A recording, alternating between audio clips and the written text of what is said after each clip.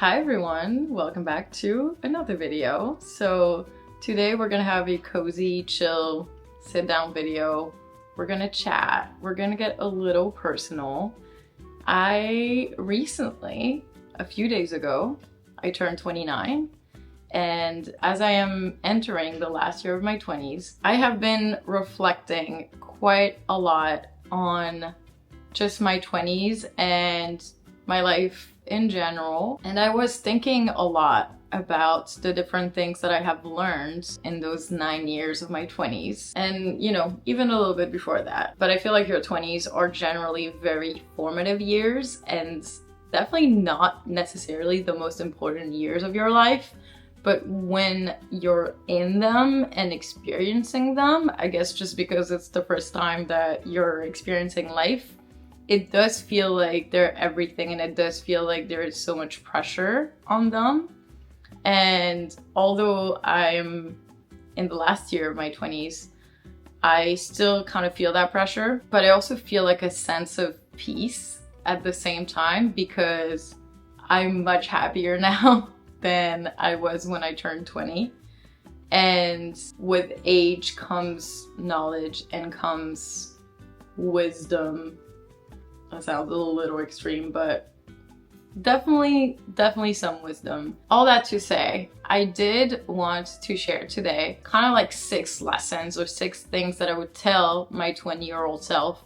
And as much as my life and the way things happened is what got me here, and I wouldn't want to change it in a way, I do feel like I wish I knew these things much earlier on. I would have just gotten a little further, a little earlier, and just saved myself a lot of trouble and a lot of suffering. And I think these can be helpful to anyone who's younger, or even to anyone who is my age or older.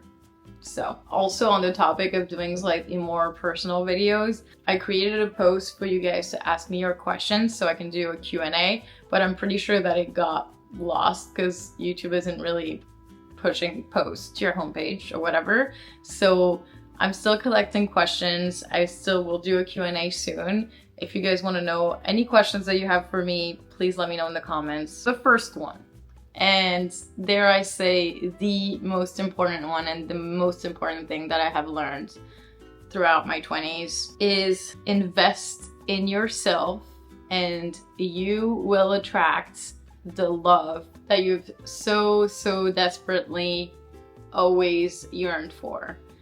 And to give you a little bit of context on this, I, for a very long time, sought other people's love and validation, and I made a lot of life decisions based on whether I would be liked by other people. And I have found out through experience that it doesn't really work when you're so desperately trying to do things for other people to love you, because it just kind of makes you a shell of a human being that doesn't have much to offer and that doesn't have much to give, because you're in that, you know, cycle of always doing things to be liked by others. And if I had known that earlier, I would have just done things for myself, done things because I loved them, done things because, you know, also just taught myself more things, read more books, learned more skills, and just did all the things that were kind of an investment in myself. Because as I finally started doing these things for myself later in my 20s, I actually attracted the best possible people in my life naturally. Because the other thing too is that when you're doing things to be loved by other people or to be liked by other people, you generally attract the wrong kind of people. And since I started investing in myself, in my passions, in the things that I love, learning new skills, I am for sure, first of all, a more attractive human being to begin with. And also I have found people who so authentically love me, for me, and will stick by me no matter what. So that is one thing that I think I will so emphasize when I talk to other people and I feel like they're not there yet. The second one is the more things you fail, the quicker you will get to what is truly meant for you. That is another massive one. For the longest time, I refrained from doing things because I was scared of failing and I was scared of disappointing myself in a way by failing. But what I didn't get is that every failure is just redirection. And the more things you fail, the quicker you get to the one thing that you'll succeed at, the one thing that is meant for you. So that could, apply to a lot of different things in life. But for example, with, my career, I just stuck to one thing that I didn't like because I was scared of trying other things. And I was scared of failing and disappointing myself and proving to myself that I make wrong decisions and whatever the case may be. But failure is actually a beautiful thing. It's just a door closed so other doors can open, or so other doors can close as well, and then you can get to that one door that is meant for you. Or there are probably going to be multiple things that are meant for you in this life, but every time you fail, you just see it as kind of like what are those things called when it gets like smaller and smaller? It's like a funnel that narrows down all of the things that are not for you and filters them out, and you can get to what is truly meant for you much quicker. So really don't be afraid of failure, and don't be afraid to try new things, and don't beat yourself up if you fail. It doesn't mean that you suck. It doesn't mean that you can't do anything. It just means that it's not for you, and it's not that serious. Don't attach your value to those things, and you'll get there a lot quicker if you try and fail at a bunch of things. There's some beauty in it. The third thing is something that I think I started to realize early in my 20s, but it didn't really fully lock in until much later. And that is, you're not lazy, you're just not passionate. For so long, I thought that I was a lazy person. I thought that I just didn't want to try that hard. I thought that others were more motivated than me. And again, that I kind of sucked. And that is specifically when it came to school.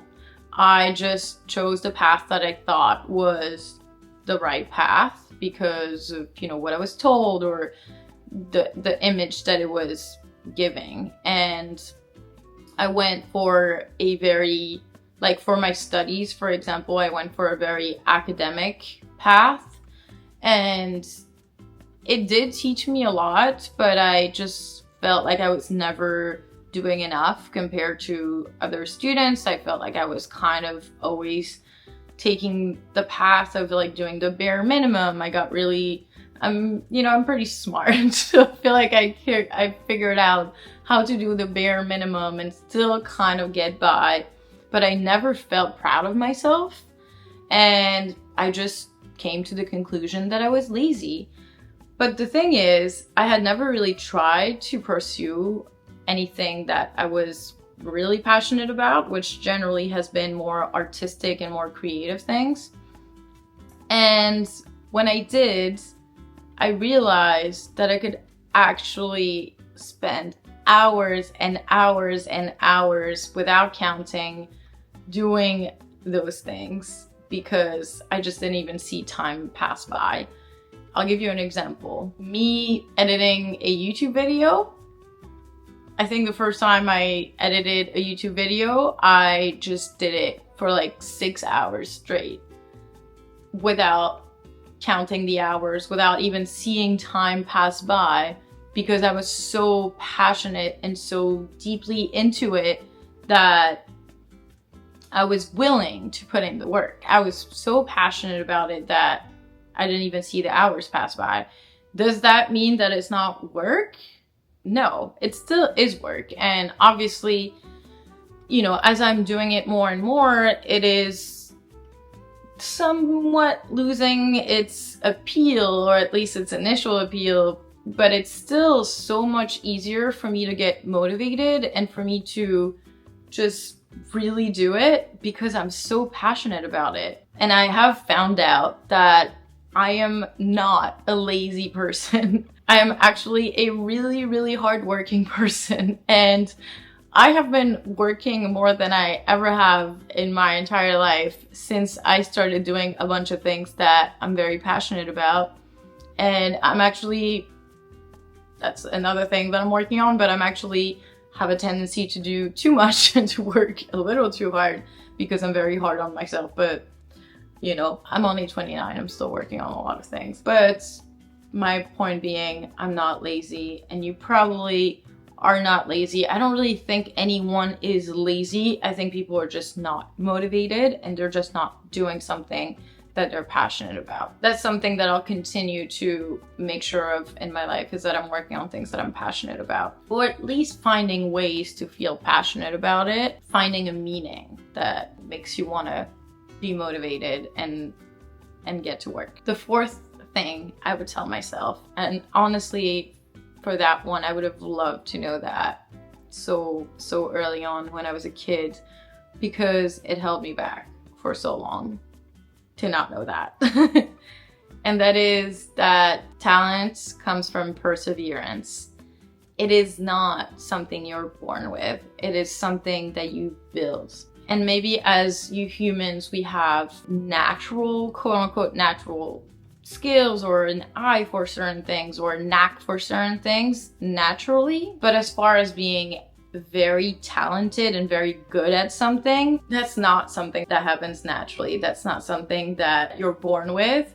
And for me specifically, when it came to arts and artistic things, I've talked a lot about this on my channel. I was always looking at what some very, very accomplished artists were doing and thinking, I could never do that. I don't have those ideas. They're not coming to me. They're not in my head. They're not already here. The talent is not already here. So I must not be talented, so it must not be worth it to even pursue these things. Little did I know that your creativity is something, it's a muscle. It's something that you work on. It's something that develops as you use it more. You just have to take that first step and that second step and just get the ball rolling and keep trying, and again keep failing and keep trying again until, yeah, you eventually can become a genius at something. But I don't think you're born a genius. I think geniuses are people who have not stopped and who have continued to try and continued to work. And that is, I think, why some artists are some of the most talented people on the planet, is because they've worked so hard. So today I take risks and I try things and I practice my creativity, even if it's not perfect, because I know that with repetition and perseverance, I will be talented. Like, I don't even care if I'm talented or not anymore. To be honest, I feel like the concept of talent is kind of a weird concept. It doesn't mean much. It's very subjective. You just have to do what you're passionate about, and you just have to try it, and you just have to throw yourself in it and see what happens and keep trying. I really do feel like that's what differentiates successful people from people who I don't even know if I could call them unsuccessful. Just if you want to stand out from the lot, you have to be willing to do things that most people aren't willing to do. And usually that involves working really hard. Because if it wasn't hard to get to these incredible things, then everybody would do it. And it wouldn't be worth it in a way. The fifth thing that I would tell myself earlier on, because I feel like that would have also helped me a lot, is never take anything as facts. Do your research. And most importantly, learn from the opposite side. I've said that before, but I'm very big on critical thinking. I think it's very important to question your own beliefs constantly and to try to understand the opposite side, as hard as it can be sometimes. I think developing tolerance is of the utmost importance, and developing empathy and extending that empathy to people who don't think the same way as you do is very important to kind of bridge the gap between different communities, between different people with different backgrounds. And I think that's something I've learned later in my 20s. People are the way they are because of their own reasons. People have beliefs because of their own reasons. Everyone has a story and it's worth learning about it. And also, if you want to be really good at debating with people, you should learn from the opposite side. You should learn everything from the opposite side so you can make your own argument stronger, because now you know everything about the opposite side. But aside from the, tolerance aspect, I do believe that in today's world, it's more important than ever to do your own research. And when I say research, I don't mean go on TikTok or just Google something and read the AI overview. I mean, look at research papers, studies, really do your homework and really research the people that you get your information from. Because sometimes we really tend to take things as facts, and it takes 5 minutes of research to realize that it's not true. And then the last thing that I would tell myself, my younger self, but I'm also putting it last because that's something that, to be completely honest, I am still working on every single day, and that I have to tell myself every single day. So that one is pretty current, and that is that comparison truly is the thief of joy. That's not a myth. It really is. And it is something that still to this day ruins my day sometimes, ruins my mental health, comparing myself to other people. It is so unhelpful. And honestly, I'm saying this as, I guess YouTube is a form of social media, but I feel like it's the healthiest form of social media. I'm not just saying that because I'm a YouTuber, but honestly, just don't be on social media. I personally try to avoid it as much as I can. I'm trying to be more active on Instagram and everything because of, this platform, and I'm trying to grow it, but at the same time, I truly feel like it's not the best and it's not the healthiest. And honestly, the more I reduce my screen time, the happier I am.